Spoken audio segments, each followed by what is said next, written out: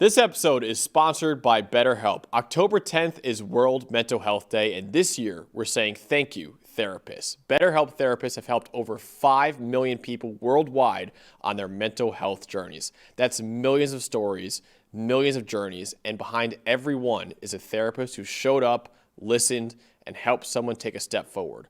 Moments in therapy, like the right question, a safe space to cry, or a small win, can change lives. This World Mental Health Day, BetterHelp is honoring those connections and the therapists who make them possible, while showing how easy it is to get guidance from a licensed therapist online with BetterHelp. With over 30,000 therapists, BetterHelp is the world's largest online therapy platform, having served over 5 million people globally. And it works with an average rating of 4.9 out of 5 for a live session based on over 1.7 million client reviews. This World Mental Health Day, we're celebrating the therapists who've helped millions of people take a step forward. If you're ready to find the right therapist for you, BetterHelp can help you start that journey. Our listeners get 10% off their first month at betterhelp.com/PFF. That's betterhelp.com/PFF. All right, another huge game at night. Number 20 USC at number 13 Notre Dame, 7:30 p.m. Eastern Time on NBC. This game has massive playoff implications for both programs. It's not just the next chapter of a legendary rivalry between USC and Notre Dame. Like I said, it's huge playoff implications for both programs. Notre Dame lost its first 2 games of the year to Miami and Texas A&M by a combined 4 points, but they've won their last 4 games in convincing fashion. But one more loss for Notre Dame will pretty much kill any hopes of returning to the college football playoff. And considering USC is the only currently ranked team left on Notre Dame's schedule right now, a win on Saturday night would set the Fighting Irish up beautifully for the rest of the season. USC has a little bit more breathing room than Notre Dame right now. They're 5-1 on the year with a close loss to Illinois and a win over Michigan in their last 2 games. But the Trojans still have number 25 Nebraska and 8th-ranked Oregon remaining on their schedule. So winning on Saturday night against Notre Dame would be massive for them, and it would mean that USC could likely afford to lose one of those 2 games the rest of the year, too, to make the playoff. Yeah, several big games remaining for USC, but this would be the signature win of their season, especially after they just couldn't pull off the win at Illinois, couldn't get the last stop that they needed. Imagine what we'd be saying about USC right now if they had finished off that Illinois win. I mean, we would be in a spot right now where this game would almost be a luxury, but not the way it goes. So I think you get a chance at one of the best out-of-conference wins potentially in the country on the road, similar to what Texas A&M got earlier in the season. Huge game for both teams. And Notre Dame, you mentioned it, likely the biggest test left, right? Because when you look at the rest of this, you're looking at Boston College. Navy's really good, still undefeated, obviously. Pitt, a threat at Pitt. Syracuse and Stanford. We like Notre Dame in those games. At least I do. I know you've got one of them. You might make your upset pick. But, I mean, as a Syracuse alum, yeah. Yeah, I mean, if only for that reason. Yeah. No, I mean, for Notre Dame, this feels like the game. Yeah. This feels like, and it's really felt like that the entire way. Boise State, obviously a threat at Arkansas, had a chance to be tough and then just wasn't. But this is the game now for Notre Dame. I would say, honestly, you look at moving forward, and you never know. You got to play the games, but this is Notre Dame's season. Yes. This game, right? It's not necessarily USC's season. It would be a huge notch in the belt, and it would mean you didn't have to go and beat Oregon. But for Notre Dame, this is the spotlight now. I mean, we'll probably preview their game against Navy, maybe the Pitt game if Pitt stays hot. But no, this is everything. 2025 happens on Saturday for Notre Dame. We have odds on PFF.com, too, of a percentage chance to make the playoff. I would love to get our data science team to say, what's the percentage chance that Notre Dame wins the game, and what's the percentage chance? Obviously, if they lose the game, I would say 0%. If they win the game, I would be like, they're making the playoff. I feel like if they win this game, they're going to win out the rest of the way. So can't ever take it for granted, but yeah, you do kind of feel like that. Yeah. I mean, again, Navy, never know. I mean, and they always beat Navy, but Navy's really good. I would say it's like Notre Dame 0% chance with a loss 80% chance of the win. That's probably about right. Because there's 3 games they're just going to win out of the 5 for sure. And then the Navy's probably – at Pitt's a sneaky one the way they're playing. They just went down to Florida State and won. Mason Heinschel, kind of like what's going on there. That's a sneaky one, but the way their offense and everything's rolling, I mean, you have to like it in their last 5. But got to get through the big one. Yep. Yeah, huge game for both programs. Dalton, you have the Notre Dame offense in this one. What should we know when C.J. Carr and the Fighting Irish and Jeremiah Love have the ball in this game? I think it's the idea that they have even more balance than last year. We know about Jeremiah Love. We know about Jadarian Price, but it's really more to me, and we're going to talk about these are 2 of the best pass-catching units in the country.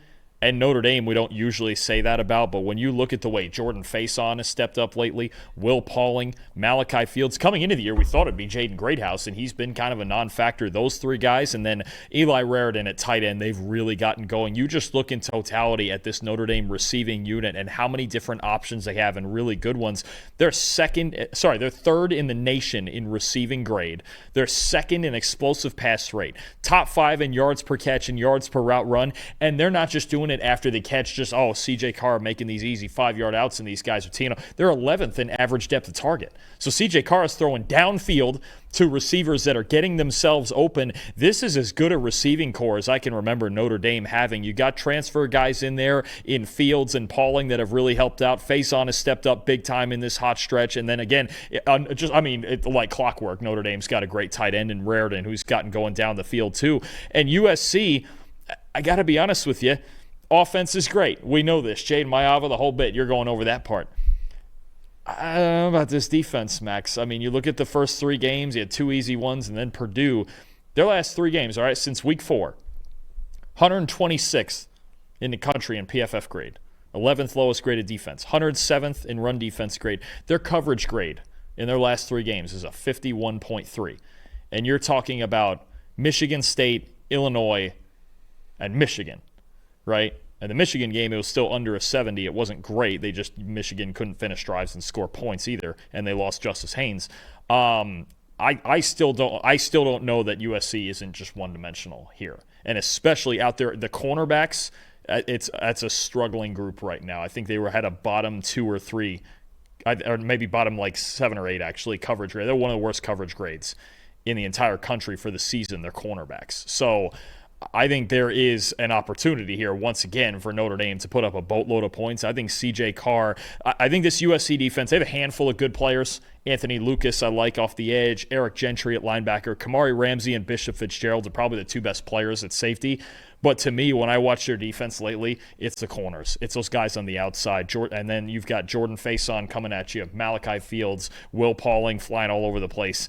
It's the toughest matchup yet for a USC secondary, especially that's already been struggling. I love the USC safeties. I think Kamari Ramsey is an unbelievable talent. It could be a 2nd or 3rd round pick in the draft. And I think Bishop Fitzgerald, we'll get to our All-American team on Friday.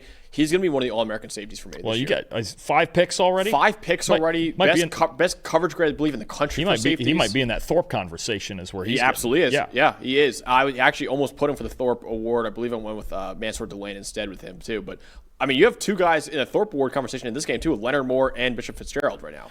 Yeah. So I mean, but you're right. The corners for USC have been more of an issue. That has been the issue, and the pass rush is not good enough to consistently disrupt quarterbacks to help those guys out. So I still think we find out in this game if USC is still one-dimensional. Because that's been the problem in recent years is they've just been all offense and no defense, and they find themselves in shootouts every week, right? That was really what happened against Illinois. They got a lead, and they just couldn't hold it. So I think that's really going to be a big thing is Notre Dame's got every opportunity, run and pass, to score another zillion points like they've been doing lately in their last 4. I have USC's offense in this game. I'm looking at how will Notre Dame handle Makai Lemon right now? Makai Lemon, we're going to get to our awards on Friday's episode.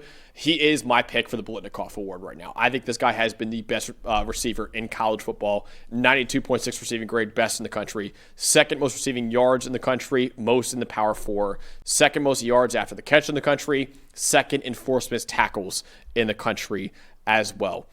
Only 39% of Makai Lemon's snaps this year have come out wide. He's a guy who wins the majority of the time from the slot, which is going to be critical in this game against Notre Dame. Notre Dame has the best cornerback in college football this year in Leonard Moore. He leads the Power 4 with a 90.3 coverage grade, but Leonard Moore plays on the outside, and he'll have his hands full on the outside against Jacoby Lane, the other USC star receiver. The Fighting Irish have had much more difficulties in slot coverage this year. Their starting slot corner, Devontae Smith, has only played in 3 games this year due to a right calf injury, and he's questionable for this Saturday too.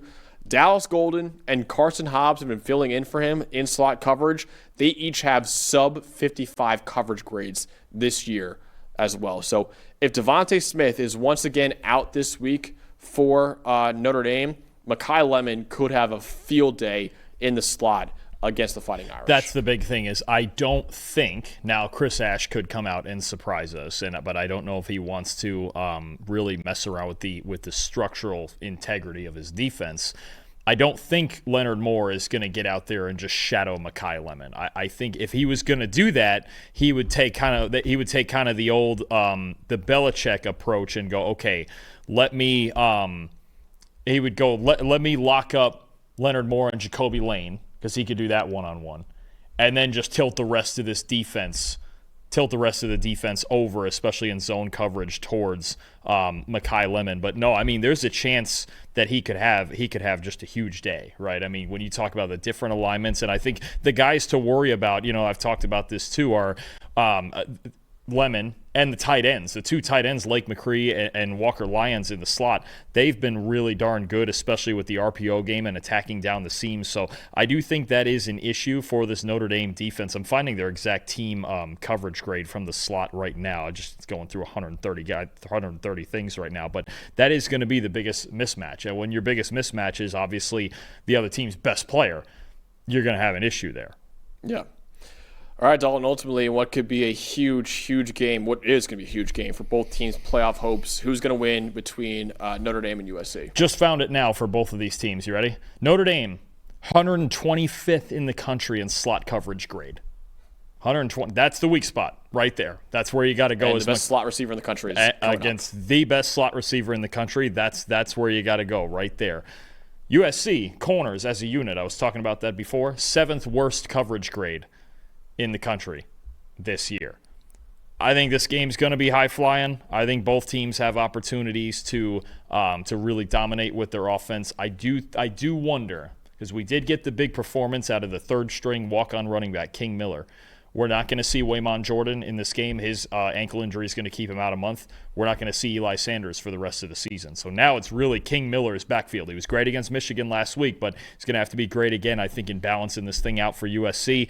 I've got Notre Dame here, I think, as the home team, and I have more faith, even if they don't shut down USC, because you're not ever really going to shut down this team. I think Notre Dame can get enough stops. I have more faith in them to do that. USC's defense, I don't trust it yet. This is the game where they got to make me trust them. I'm going to go Notre Dame 41, USC 34. Really good shout out in the chat. I just looked it up too. From Campbell Sports Incorporated. Marcus Freeman did come out and say that Leonard Moore playing in the slot against Makai Lemon is an option for Notre Dame this week. See, now we're having fun. Now we're having fun, because I wasn't sure if they would do Freeman and Chris Ashwood, but it might be. Because you got to worry about Jacoby Lane, too, on the outside. You do, but maybe you can trust Christian Gray enough with that. And how does, it's really going to be a thing. It's going to be fascinating with this USC team and going against this offense. What is your man-zone balance? When you go man, what are your matchups? And then just if we even get to see it a handful of times, can we get Lemon versus Moore? Yeah. Right? If we get that at all, that's like the matchup of the day. That might be the best corner in the country against the best receiver in the country right now. Honestly, as long as if they're not playing Ohio State at some point again, that's really what you're looking at there. So if that's on the table, that's going to be something to watch. And if Notre Dame's going to get gutsy and go man coverage, and they're going to put Gray on Lane, and then Moore on Lemon, and you still got 2 good tight ends to worry about. Yep. I'm telling you, these tight ends make plays for USC. You're gonna get just a barn burner of a game. It's gonna be awesome. God, I hope we get that, man. Leonard Moore against Makai Lemon, and if Leonard Moore has a great game in the slot against Makai Lemon, that just shows how elite of a player he is. Like playing out of position in the nickel and still playing like that against Makai Lemon, that'd be unbelievable. The only other thing I would worry about is when you do that, because it's all about the structure of your defense, right? If you do that, are you giving away, no matter what you're doing anywhere else, that, okay, we're in man coverage? Yeah. And then if you do it too consistently, then does Lincoln Riley just start drawing things up elsewhere against the man coverage as opposed to attacking Lemon, more with Lemon one-on-one? Is that the smartest move? Or so it's a thing, it's like it's not just about doing it, it's about doing it in the right moments and the right sequences. If that's actually a thing that happens, we're going to have a million games on, but I will be just glued to this game to see where it goes from there, because the sequence of play calling between these two coaching staffs will be outstanding. Great shout out in the chat by Campbell Sports Incorporated right there. That's going to be a huge matchup if Leonard Moore does play a lot more in the slot than he's done, because he's only really an outside corner for Notre Dame. But in this game against that receiver, Makai Lemon in the slot, you might need your best corner to play in the slot against that guy. So you had Notre Dame winning against USC, right? 41-34, Fighting Irish. I have it 34-31, Fighting Irish in this game. I do think Jaden Mayava, who has been one of the best quarterbacks in college football absolutely this year, and Makai Lemon and Jacoby Lane, they're going to give it their best shot against Notre Dame in what could be a shootout in this game. But I think Notre Dame, with a balanced offense, with those, obviously all the receivers they have, CJ Carr is playing outstanding football right now, and of course, probably the best backfield in college football with Jeremiah Love and Jadarian Price right now. That balanced offense against an inconsistent at best USC defense this year, that'll keep the Fighting Irish's playoff hopes alive in this one, and really sets up Notre Dame beautifully the rest of the year, since they do not play another ranked team as of right now for the rest of the season. So I have Notre Dame 34-31 over USC.